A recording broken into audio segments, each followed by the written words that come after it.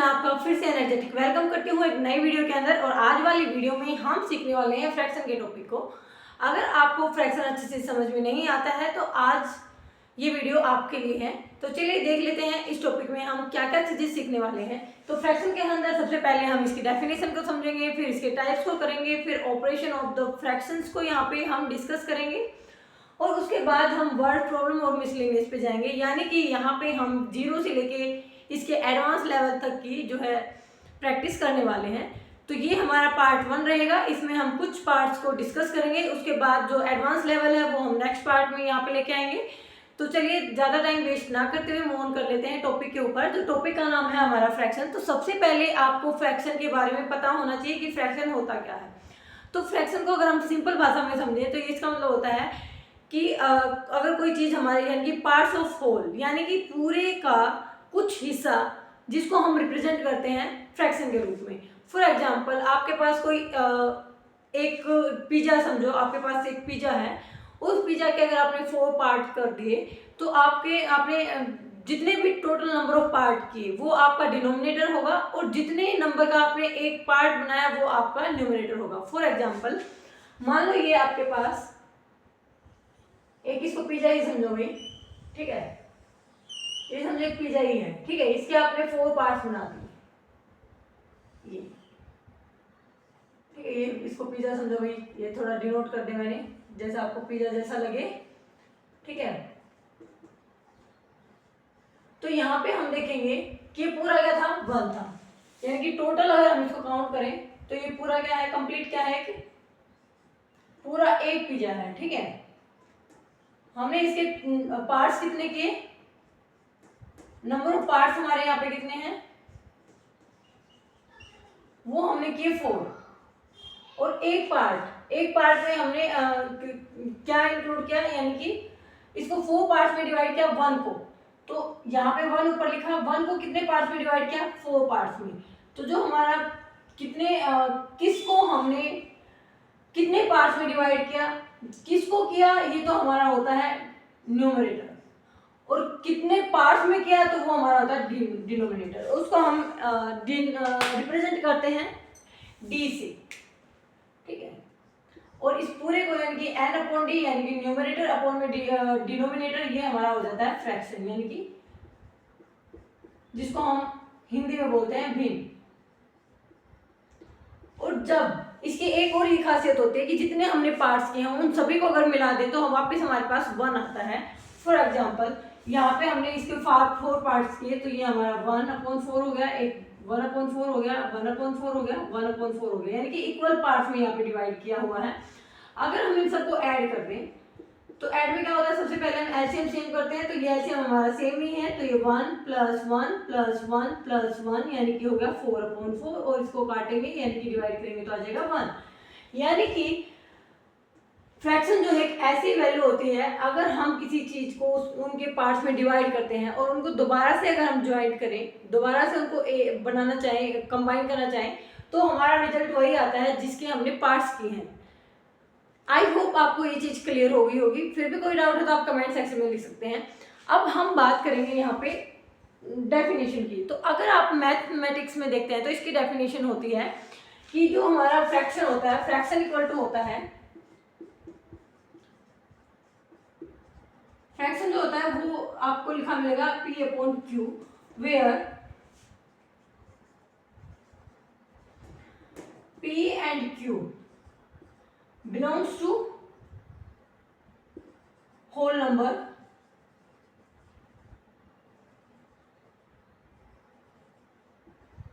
but Q not is equal to 0। ऐसा कुछ आपको देखने को मिलेगा। अच्छा, यहाँ पे सिर्फ होल नंबर्स होता है, तो यहाँ पे आपको पता होना चाहिए कि होल नंबर्स क्या होते हैं। होल नंबर्स होता है यानी कि एक ऐसा कंप्लीट नंबर जो कि 0 से स्टार्ट होके इन्फिनिटी तक जाए, यानी कि उसके अंदर ना तो हम नेगेटिव वैल्यू को इंक्लूड करते हैं, ना ही हम डेसिमल वैल्यू को इंक्लूड करते हैं, ना ही हम फ्रैक्शंस वैल्यू को इंक्लूड करते हैं। यानी कि अगर हम होल नंबर लिखना चाहें तो वो हमारे होंगे 0, 1, 2, 3, यहाँ लिखेंगे, आपको शायद दिखाई नहीं देगा तो यहाँ लिख देते हैं। 0 होगा, 1 होगा, 2 होगा, 3 होगा, 4 होगा, 5। तो यहाँ पे लिखा तो ऐसे ही हम जाएंगे इन्फिनिटी तक। लेकिन यहाँ पे लिखा हुआ है ये होल नंबर से तो डिनोट करते हैं, लेकिन क्यू की जो वैल्यू है ना वो 0 नहीं होगी, ठीक है। ये हमारा होगा फ्रैक्शन का मतलब। अब बात आती है कि इसके टाइप क्या क्या होते हैं और किस बेसिस के हम ऊपर इनको डिसाइड करते हैं कि इसकी टाइप क्या होंगी। तो देखो भाई, फ्रैक्शन में क्या हो सकता है, इसमें न्यूमरेटर और डिनोमिनेटर होता है, या तो न्यूमरेटर बड़ा होगा या डिनोमिनेटर बड़ा होगा, यही तो पॉसिबिलिटी है ना। तो यानी कि on the basis of the greater than and less than हम डिवाइड करते हैं इसको टू कैटेगरीज में। तो फर्स्ट कैटेगरी हमारी होती है प्रॉपर की, सेकंड होती है इम्प्रॉपर की। प्रॉपर का मतलब है कि हमारा ऊपर वाला छोटा नीचे वाला बड़ा, और इम्प्रॉपर का मतलब है ऊपर वाला बड़ा नीचे वाला छोटा। इसको आप एक ट्रिक से याद रख सकते हैं, कैसे, यानी कि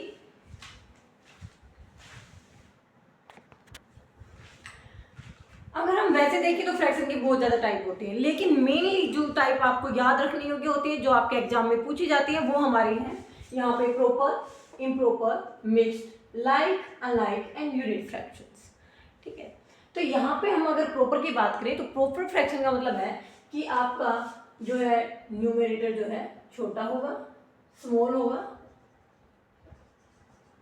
और जो हमारा डिनोमिनेटर है वो होगा बड़ा, यानी कि ग्रेटर,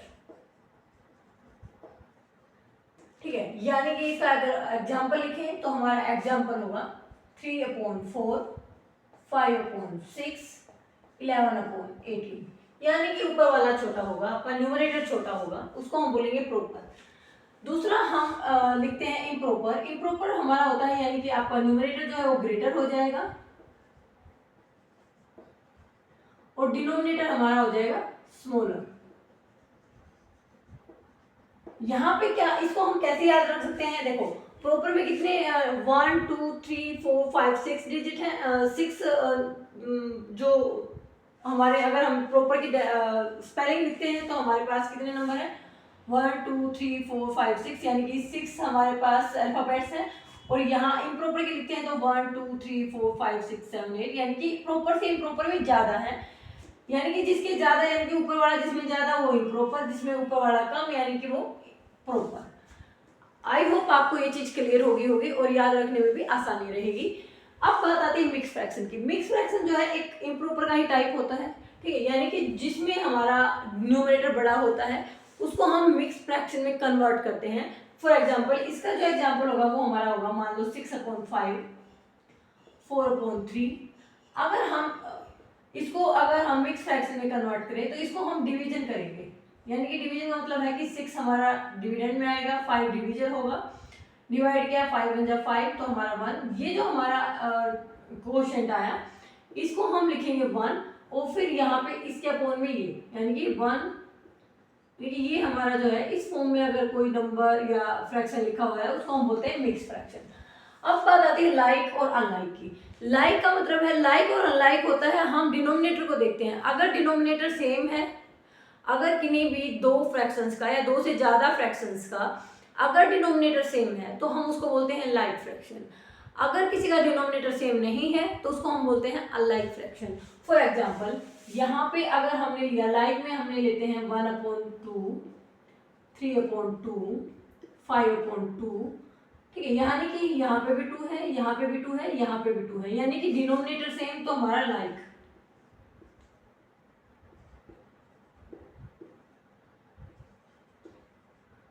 सेम होगा यहाँ पे, और यहाँ पे अनलाइक पे क्या होगा, यानी कि 1/4, 3/2, 5/6, यानी कि अलग अलग आया तो हमारा क्या हो जाएगा, अनलाइक हो जाएगा। अब आती है यूनिट फ्रैक्शन की बात। यूनिट फ्रैक्शन में क्या होता है कि जो हमारा न्यूमरेटर होता है वो हमेशा ही 1 रहता है, उसको हम बोलते हैं यूनिट फ्रैक्शन। फॉर एग्जाम्पल, यहाँ पे 1/6, 1/5, 1/11, 1/10, ये सारे ही हमारे क्या हो जाएंगे, यूनिट फ्रैक्शंस के एग्जाम्पल।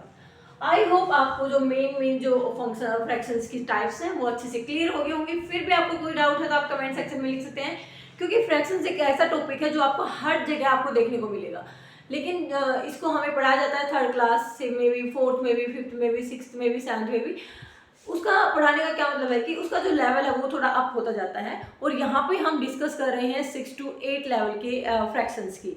ये हर एक उस बच्चे के लिए मोस्ट इम्पोर्टेंट है जो 6th स्टैंडर्ड में है, 7th स्टैंडर्ड में है, 8th स्टैंडर्ड में है, क्योंकि ये आपका हर जगह आता है।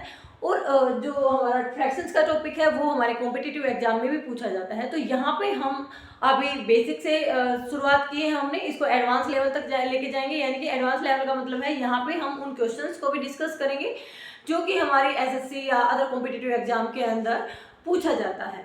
तो चलिए अब आगे देख लेते हैं। आगे हमने बात की है कंपैरिजन की। तो हम कंपैरिजन कैसे करेंगे? कंपैरिजन करने का दो तरीका है। अगर आपके पास दो ही फ्रैक्शंस दे रखे हैं, फॉर एग्जाम्पल एक आपके पास है 5/6 और दूसरा है हमारा 6/9, अगर ये हमारे पास दो ही हैं तो इनकी हम क्रॉस मल्टीप्लाई कर देंगे। क्रॉस मल्टीप्लाई का मतलब है इस वाले की इसके साथ, यानी कि जब हम इसको इधर लेके आएंगे तो इसको इसी साइड लिखेंगे, यानी कि 9 5 जा 45 होगा और 6 6 जा 36 होगा। यहाँ पे कौन सा नंबर बड़ा है? यानी कि 45 बड़ा है, तो इसका मतलब ये जो है 5/6 जो है वो ग्रेटर देन हो जाएगा 6/9 से।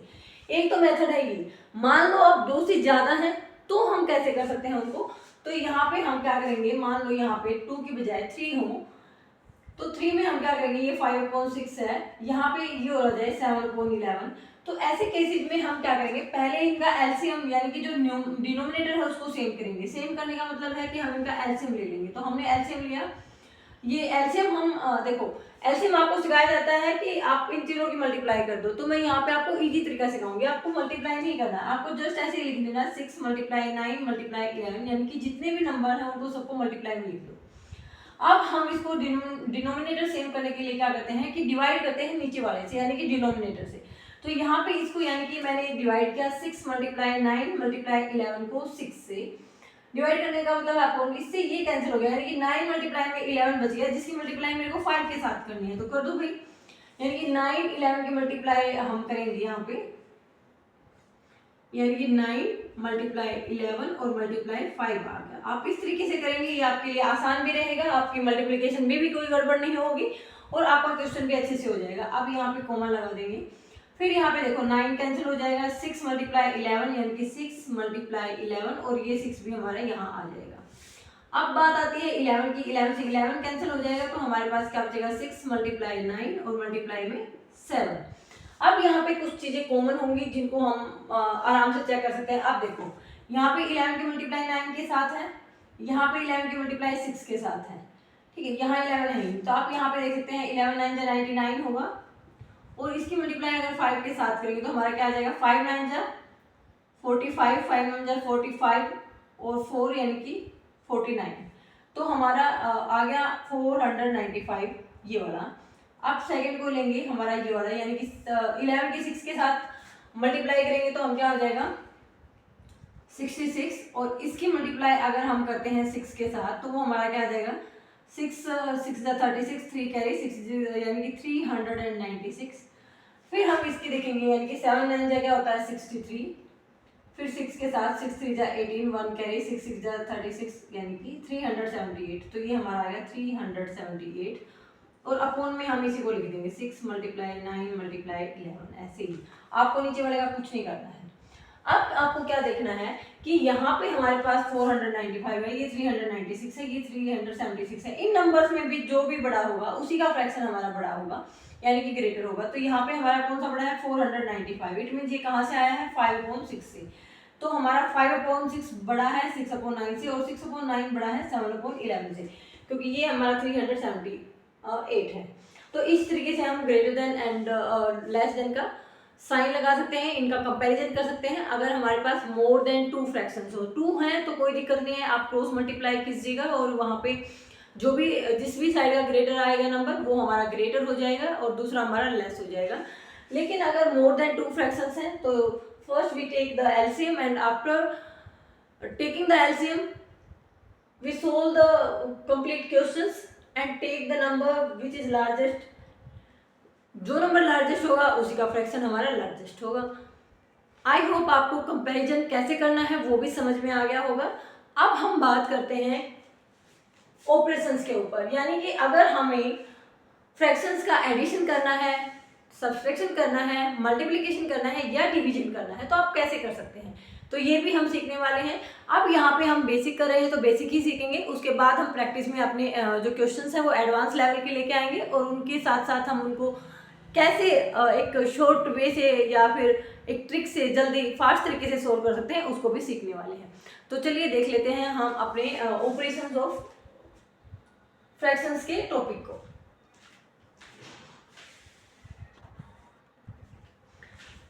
यहाँ पे हम सबसे पहले एडिशन सीखेंगे, यानी कि एडिशन में हम क्या करेंगे, अगर हमें एडिशन करना है और हमारे पास दो फ्रैक्शंस हैं, यानी कि एक हमारे पास है 1/2 और दूसरा हमारे पास है 7/9। तो सबसे पहले हमें ये देखना है कि इनका डिनोमिनेटर सेम है या नहीं है। अगर सेम नहीं है तो आप एलसीएम लेंगे, तो हमने यहाँ पे एलसीएम लिया। मैंने एलसीएम का आपको सिंपल तरीका बताया कि जो भी दोनों के जो नंबर्स है उसको मल्टीप्लाई में लिख दो, यानी कि 2 × 9 हो जाएगा। अब नीचे वाले से हम करते हैं डिवाइड, तो नीचे वाले से डिवाइड करने का मतलब है कि 2 × 9 से मैंने डिवाइड कर दिया, डिवाइड में 2 से 2 कैंसिल, 9 बच गया। अब ये 9 जो बचा इसके ऊपर वाले के साथ यानी कि न्यूमरेटर के साथ मल्टीप्लाई होती है, तो हमने मल्टीप्लाई की थी और फिर प्लस का साइन था, प्लस का लगाया। फिर सेम तरीका हमने यहाँ पे डॉट किया, यानी कि अब की बार हमने 9 से डिवाइड किया, तो ये हमारा 9 से 9 कैंसिल हो जाएगा, 2 बच जाएगा, 2 के ऊपर वाले के साथ मल्टीप्लाई यानी कि 14 आ जाएगा। और ये हमारा 14 और 9 दोनों को ऐड कर देंगे तो हमारा कितना आ गया यहाँ पे 23। और नीचे वाला हम यहाँ पे सोल्व कर देंगे, 9 × 18 होता है, तो ये हमारा आ जाएगा 23/18।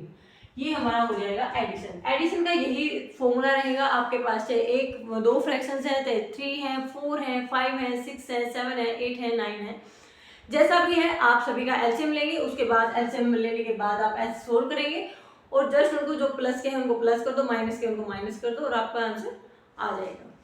ये जस्ट आपको इंट्रोडक्शन के लिए बता रहे हैं। हम प्रैक्टिस में जो क्वेश्चन है वो बहुत हाई लेवल के करेंगे ताकि आपको समझ में आए कि हमारा ये टॉपिक है ये कितना इंपॉर्टेंट है, क्योंकि सिंप्लीफिकेशन के क्वेश्चंस आपको हर जगह देखने को मिलते हैं और वहाँ पे हर टाइप का जो फंक्शंस है या फ्रैक्शंस है वो आपको देखने को मिलता है। आप देखो भाई, अब बात आती है कि हम सब्सट्रैक्शन कैसे करें।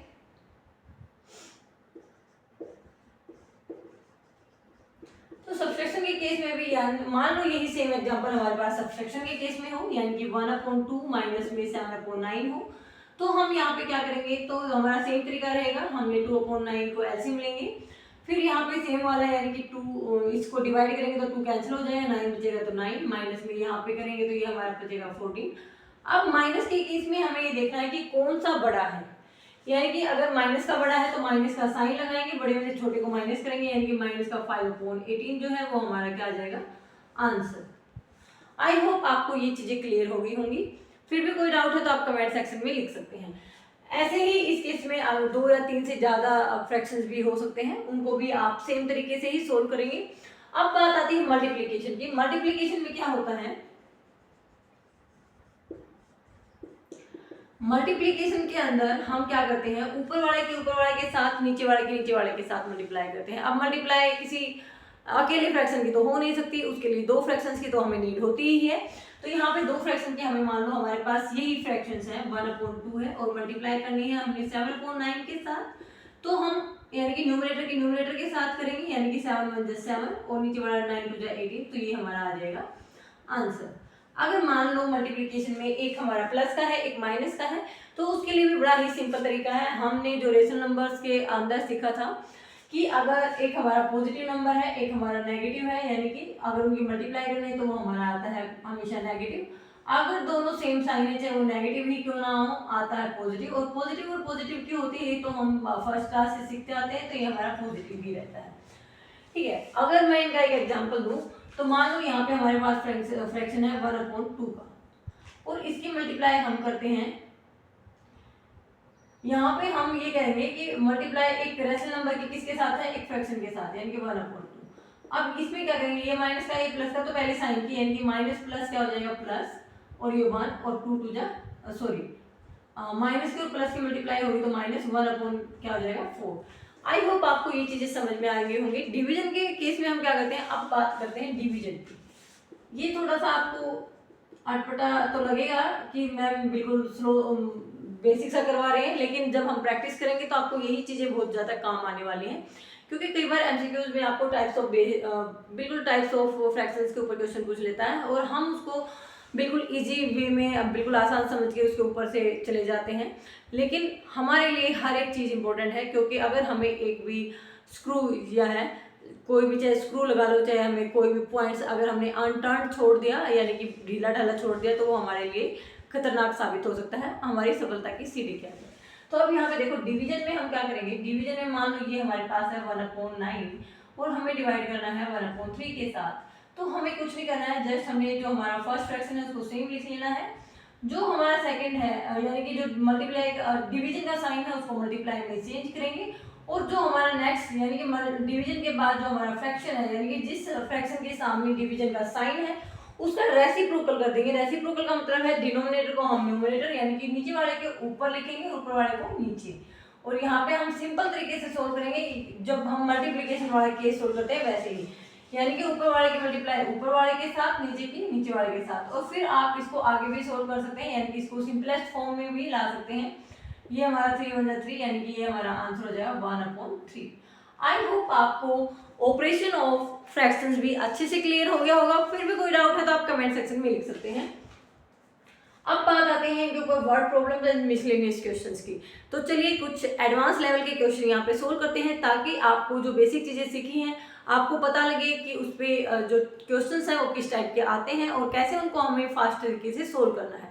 तो यहाँ पे हम कैलकुलेशन फास्ट करने की भी कोशिश करेंगे, ताकि आपको फ्यूचर में जब आप टाइम बाउंड मैनर में कोई एग्जाम देते हैं तो आप बहुत अच्छे से और कम टाइम में किसी भी क्वेश्चन को सोल्व कर पाओ।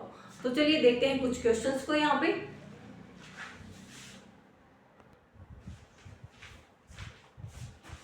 तो यहाँ पे हमारे पास कुछ क्वेश्चंस हैं। यहाँ पे हमारे पास एक क्वेश्चन दिया हुआ है 6/17, 6/13, 6/11, 6/19।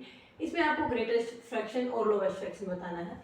तो जहाँ पे हमारे पास ऊपर वाला सेम हो, नीचे वाला अलग अलग हो, यानी कि डिनोमिनेटर अलग अलग हो, तो उस केस में हम क्या करते हैं कि पहले हम ये देखेंगे डिनोमिनेटर में कौन सा सबसे बड़ा है। तो यहाँ पे देखो भाई 19 सबसे बड़ा है। सबसे बड़ा जिसका डिनोमिनेटर होगा वही जो फ्रैक्शन होगा वो हमारा सबसे स्मॉलेस्ट होगा, यानी कि 6/9 जो है वो हमारा होगा स्मॉलेस्ट फ्रैक्शन। अब बड़ा कैसे चेक करें, यानी कि जो बड़ा है वो तो छोटा ही है, इसका मतलब जिसका डिनोमिनेटर सबसे छोटा होगा वो हमारा सबसे बड़ा होगा, यानी कि 6/11। तो ये हमारा हो जाएगा ग्रेटेस्ट, हमारा हो जाएगा 6/11।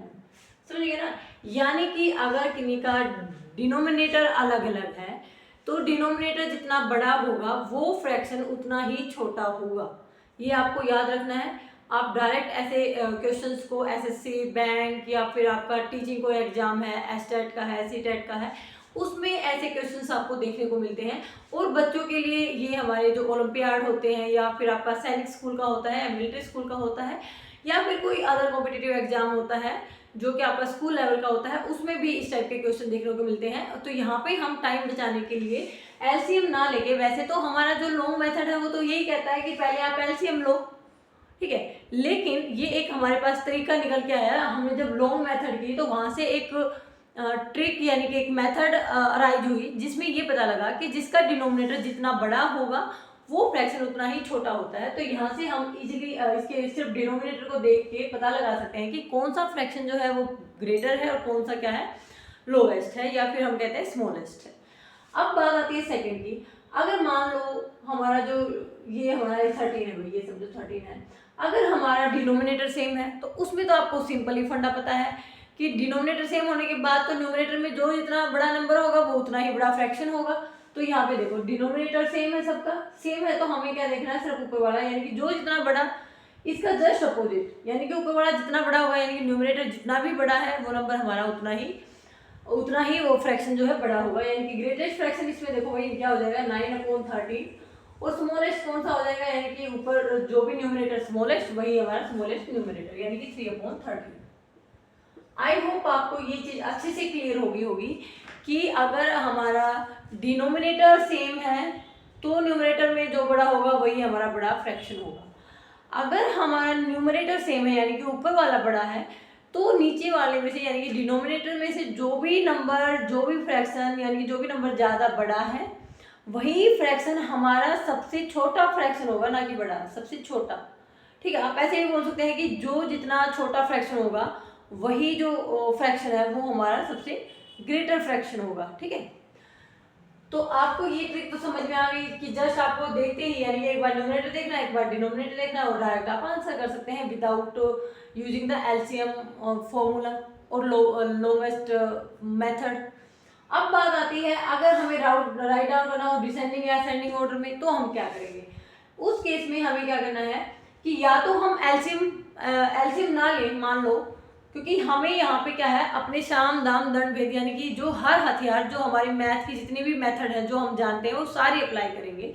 तो आप इसको डेसिमल में भी कन्वर्ट करके कर सकते हैं। देखो अब आपको पता चल रहा है कि ये 1 छोटा है तो 5 यहाँ पे इसको अगर हम करते हैं 100 तो क्या हो जाएगा 0.2। ठीक है, इसको अगर हम करेंगे तो देखो 0.74 जा 28 है ना, कुछ ऐसे 0.4 पे आएगा। अगर इसको करेंगे तो ये 0. ठीक है, यानी कि ना जाने फिर से, क्योंकि ये 7 है तो एक बार तो जाएगी ना। ठीक है, फिर जाएगा 7 10 7 जा पे, फिर 28 की ये भी नहीं जा रहा। ठीक है, 0 पे, और फिर हम अगर इसके पीछे 0 लगा देते हैं तो 2 6 है यानी कि 6 के अराउंड हमारा पहुंच जाएगा। तो अब यहाँ पे देखो अगर हम इस सबके पीछे नीचे 10 लगा दें, ऐसे सिंपल लगाओ, समझो कि 10 लगा दिया, तो इसमें हम क्या देख रहे हैं कि ये हमारा नंबर सबसे छोटा है। तो यही हमारा क्या होगा, डिसेंडिंग ऑर्डर में हम क्या लिख सकते हैं, सबसे पहले बड़ा फिर छोटा, यानी कि घटता जाता है। ठीक है, यानी कि अब इसमें हम क्या लिखेंगे 2 पॉइंट, यानी कि ये हमारा सबसे स्मॉलेस्ट है, फिर हमारा कौन सा है ये वाला, फिर हमारा कौन सा है ये वाला, और फिर ये वाला, यानी कि डिसेंडिंग ऑर्डर हमारा क्या हो जाएगा यहाँ पे, ये हमारा हो जाएगा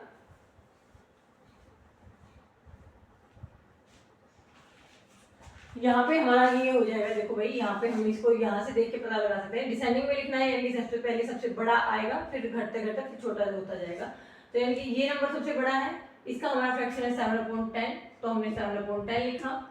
यानी कि ये नंबर जो है सबसे बड़ा है, यानी कि डिसेंड होता जाएगा यानी कि कम होता जाएगा। तो फिर हमें क्या लिखना है, अब हमारा आ जाएगा ये यानी कि 13/28। उसके बाद हमारा आएगा यहाँ पे 3/7, फिर हमारा आ जाएगा 1/5, यानी कि ये हमारा हो जाएगा डिसेंडिंग ऑर्डर इसका। ठीक है, अब हम क्या कर सकते हैं, अब इसमें अगर हमें ऐसे ही असेंडिंग ऑर्डर निकालना है तो इसको भी हम ऐसे ही कर सकते हैं। ठीक है, तो इसमें हम क्या करेंगे, जो हमारा ये है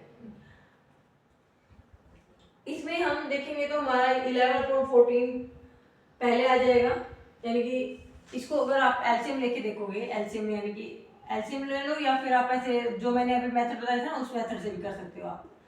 हमें ये देखना है कि किस तरीके से हम सबसे आसानी से करें। 19 से 19 कैंसिल, ये दोनों की मल्टीप्लाई यानी कि 14 मल्टीप्लाई 21 मल्टीप्लाई 16। अब हम यहाँ पे कोमा लगा लेंगे, फिर यहाँ पे 14 से 14 कैंसिल यानी कि 19 और 21। यहाँ पे हम क्या करेंगे 21 कैंसिल यानी कि 19 की 2 बार मल्टीप्लाई हो जाएगी और 14। यहाँ पे हम इसको सोल्व करके देखो, यहाँ पे 14 और 16 है, 21 है, यानी कि तीनों ही नंबर। यहाँ पे देखो, यहाँ पे 11 है, 19 है, 21 है, यानी कि 19 और 21 है यहाँ पे, और यहाँ पे हमारे पास है 21 और 16, और यहाँ पे है दोनों 19। तो यहाँ पे हम थोड़ा आइडिया भी लगा सकते हैं कि यहाँ पे जो हमारा 11/14 है वो सबसे स्मॉलेस्ट है, क्योंकि यहाँ पे देखो यहाँ पे सबसे छोटा नंबर हमारा मल्टीप्लिकेशन में है 11, और बाकी में सब में क्या है, इसमें 14 है, इसमें भी 14 है, लेकिन इसमें एक नंबर 11 है।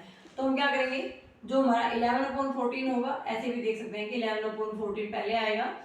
अगर आपके पास ऑप्शन दिए हुए हैं तो आप देख लोगे कि 11/14 किस किस में पहले लिखा हुआ है। अगर वैसा भी नहीं है तो आप इसको लिख भी सकते हैं, यानी कि ये 11/14 हो जाएगा।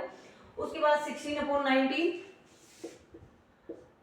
और हमारा फिर लास्ट में आ जाएगा 19/21, और ये हमारा हो जाएगा इसका असेंडिंग ऑर्डर। आई होप आपको समझ में आ गया होगा कि इसको हम कैसे लिख सकते हैं असेंडिंग ऑर्डर के अंदर और डिसेंडिंग ऑर्डर के अंदर। यहाँ पे हमारी ट्रिक फॉलो हो जाएगी, यहाँ पे भी आप इसी तरीके से कर सकते हैं, कोई भी दिक्कत नहीं आने वाली। अब हम इसका थोड़ा सा एडवांस लेवल करेंगे, जिसमें हमारे जो फ्रैक्शंस हैं वो डिवीजन में दिए होंगे और हम उनको कैसे सोल्व करेंगे उस ट्रिक को भी हम यहाँ पे देखने वाले हैं। तो चलिए देख लेते हैं अपने नेक्स्ट लेवल के क्वेश्चंस, जो कि हमारे मोस्टली हर एक कॉम्पिटिटिव एग्जाम में बच्चों के लिए, चाहे वो ओलंपियाड हो चाहे अदर कॉम्पिटिटिव एग्जाम हो, उसमें पूछा जाता है। और जो हमारे बड़े होते हैं, यानी कि हमारे जैसे जो कि जॉब के लिए प्रिपरेशन कर रहे हैं, उनके एसएससी या रेलवे में इस टाइप के क्वेश्चन पूछे जाते हैं। अब कुछ टिपिकल क्वेश्चन को हम यहाँ पे डिस्कस करने वाले हैं। आई होप आपको जितना आज हमने करवाया वो समझ में आ गया होगा। तो आज हम जो हमारे टिपिकल क्वेश्चन हैं उनको यहाँ पे ना करके सेकंड पार्ट में उनको लेके आते हैं, क्योंकि उनमें हम ट्रिक का यूज करेंगे ताकि आपको बेटर तरीके से समझ में आए। तो इसीलिए आज हम अपनी वीडियो का एंड करते हैं यहीं पे। अगर फिर भी आपको इस जो हमने अभी डिस्कस किया उसमें से कुछ भी ना समझ में आता है तो आप कमेंट सेक्शन में लिख सकते हैं, और कोई भी क्वेश्चंस जो आपको टिपिकल लगता है या समझ में नहीं आ रहा है उसको भी आप कमेंट सेक्शन में राइट डाउन कर सकते हैं। तो इसी के साथ करते हैं वीडियो का and. Thank you so much.